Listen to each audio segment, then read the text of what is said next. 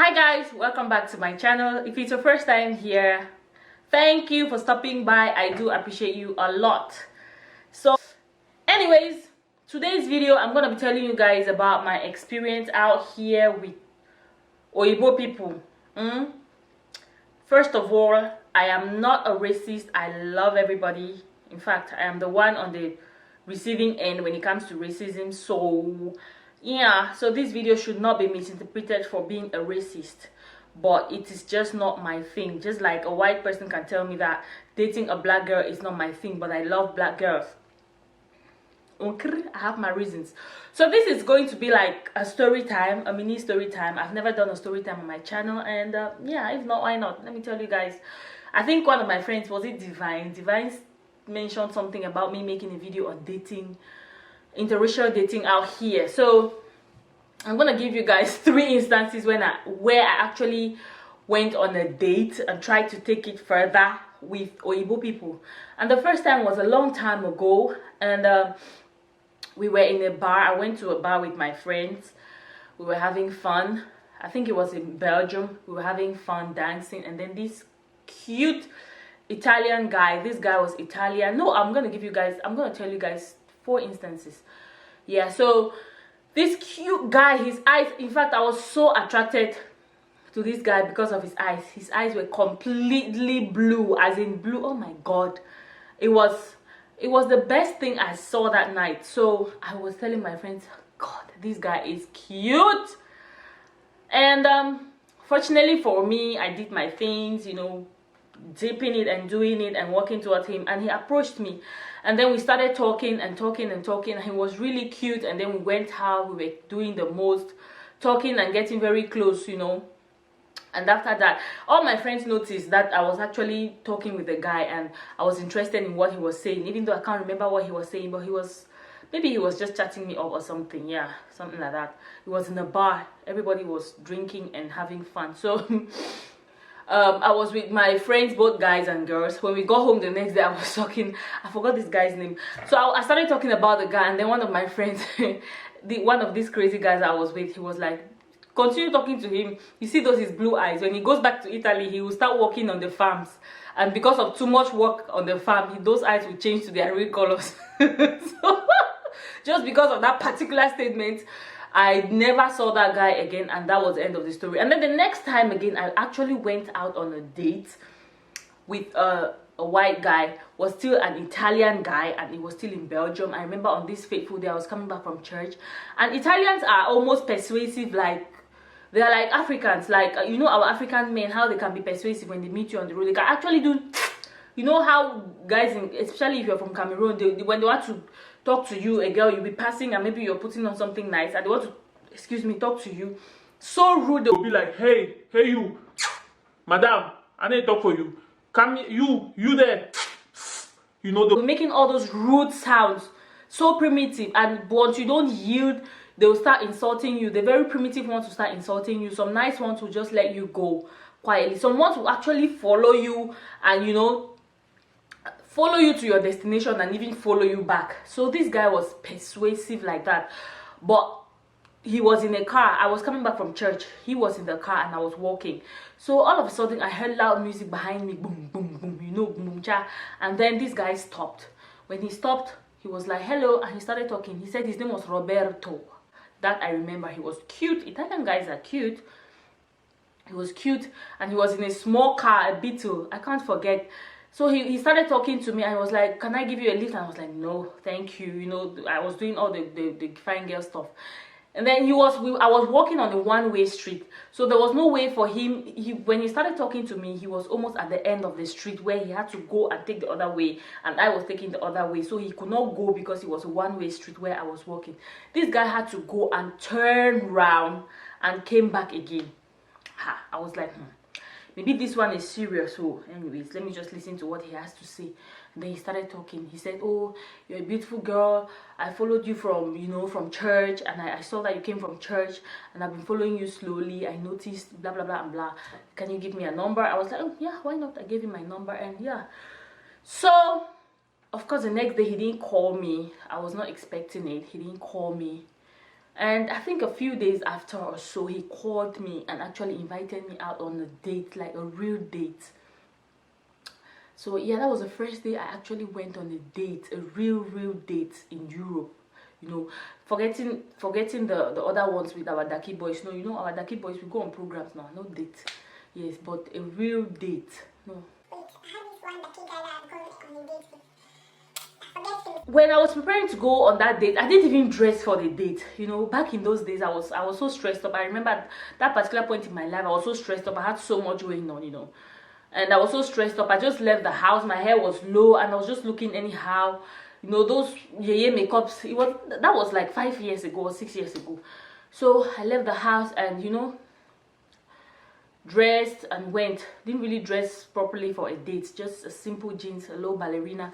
When I got there, this guy took me to a good restaurant, expensive restaurant, and I sat down. And then we had to start ordering those strange things that these people, they eat. That me, I don't know. Ha. And I was sitting there. That's the first problem that I had. I was like, what am I going to order?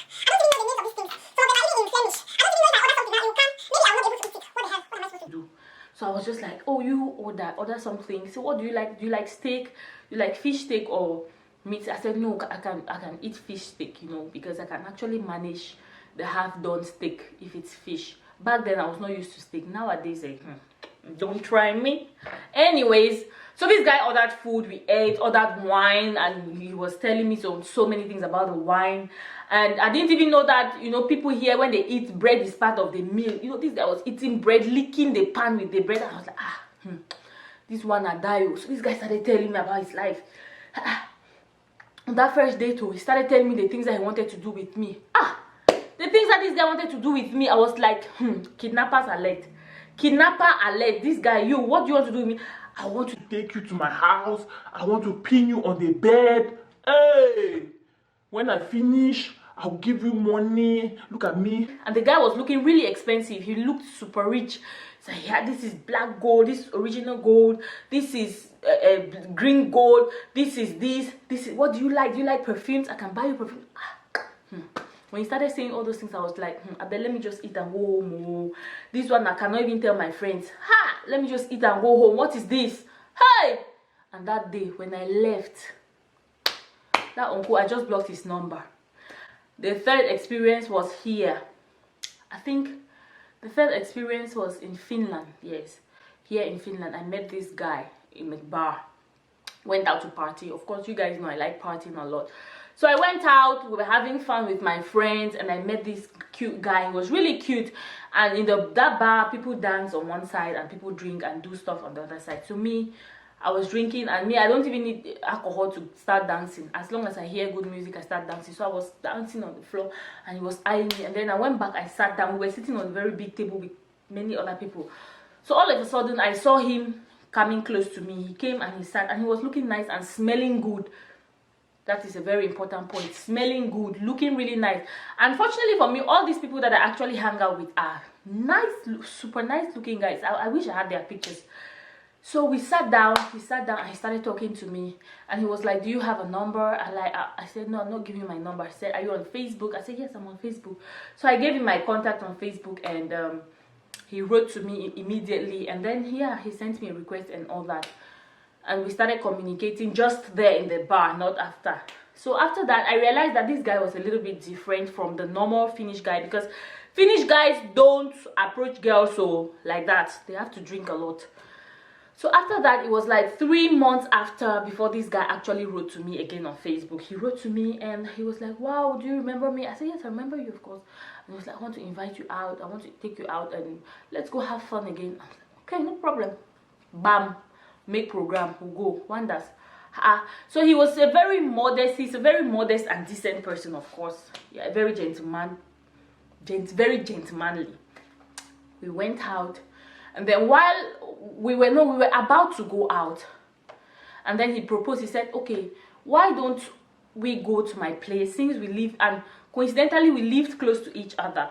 Why don't we go to my place? I can actually cook for you and make some cocktails for you to drink, and that's gonna be nice. And I was like, okay, that's a good idea too. Let me go and finish Oibo food. And he said we can also go to the sauna. The sauna here is basically like a steam room, and I've never been to a sauna because me, I'm claustrophobic and I don't like small spaces. So I said, okay, we'll go to the sauna. So when I knew I was going to the sauna, I told him, okay, then give me your address, I'll meet you at home. He gave me his address. So I had to go back in and prepare for a sauna, because normally here people go to the sauna naked. Finns, it's their tradition to go naked, whether it's a mixed sauna or it's a monosexual. Can I say monosexual? Is that a word? It's a sauna only for men or for women, but it's something that you go, it's a place you go naked. So I was like, I knew that, but I was like, no, since I'm going to this man's house for the first day, I can't go naked though. No, you cannot go like that. And I was also not expecting what I saw. Immediately I got to his place, he said, okay, let's go to the sauna. And then after the sauna, we can come up and eat. His house, super clean. The guy is rich, you know, very comfortable and all that. So he had a private sauna. So while I went into the bathroom to prepare for the sauna, I wore my, you know, like a swimsuit. And then I still had my towel. I tied my towel on my chest. And then just expecting that maybe he too will come out with a boxer shorts. All of a sudden, I just saw somebody walking naked and passing in front of me. I was like,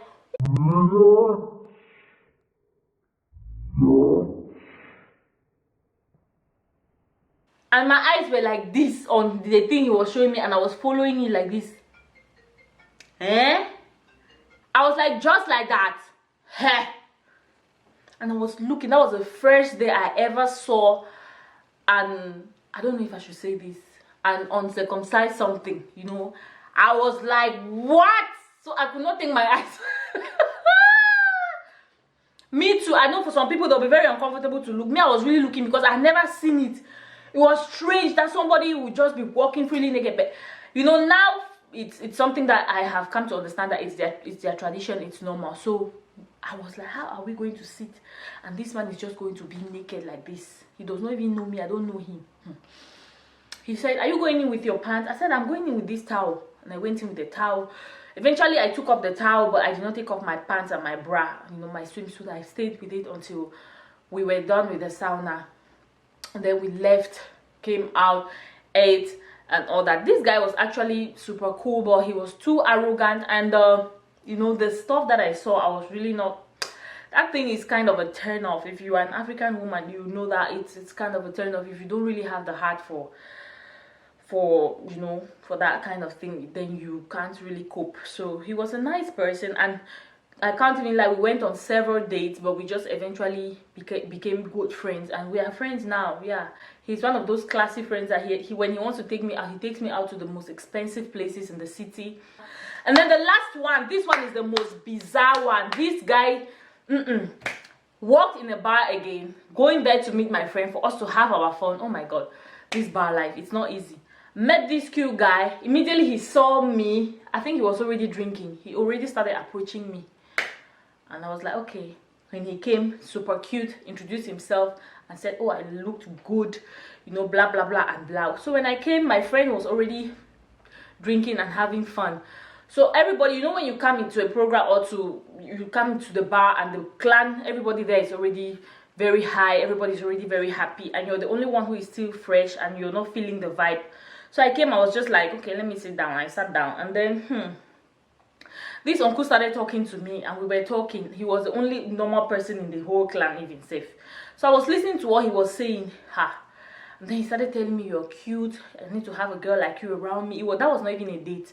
I need to have a girl like you around me. You know, girls like to have me around them. Do you know that I've been in prison? I killed someone. I said, what? Serial killer alert. What? You killed someone and you're telling me just like that? Yes, I killed someone. Yeah, I used to have a Russian girl. We did drugs. You know, I have my daughter. I do drugs. I have a gun. So according to this guy, these things that he tells me, or these things that he was telling me, these are the things that he tells other girls that make them impressed to want to be with him. But this one, I could just leave that bar and go to the police station and report this guy. No matter that. I even tried again, Sefe, to stay there or to even talk to this guy, but there was just no way. I just left and I went home. And then I met this guy again on another occasion, and he was now sober and now calmer and was talking like a normal person. And then that day I said, let me give him my number. I gave him my number.